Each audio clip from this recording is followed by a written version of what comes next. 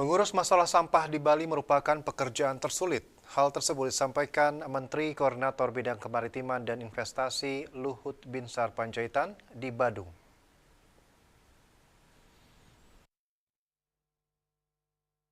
Dikutip dari kantor berita Antara, Luhut meminta pemerintah daerah segera menyelesaikan masalah sampah di Bali, mengingat saat ini sudah ditemukan solusi dengan mengolah sampah menjadi refuse drive fuel (RDF). Ia meyakini dengan terus membaiknya pengolahan sampah dan hasil bahan bakar RDF di tempat pengolahan sampah terpadu (TPST), maka persoalan sampah khususnya di TPA Suwung dan Pasar akan segera selesai.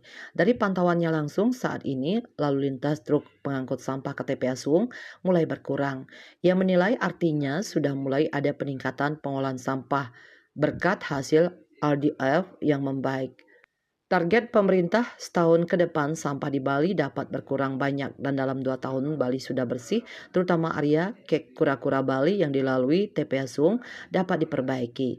Khusus untuk pelaksanaan pameran Kedirgantaraan Internasional Bali Internasional ERSO 2024, Menko Marves meminta pemerintah daerah memaksimalkan pemberdayaan RDF dan sementara tidak membuang sampah ke TPA Suwung.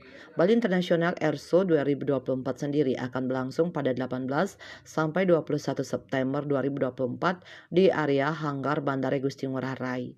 Bali Post melaporkan.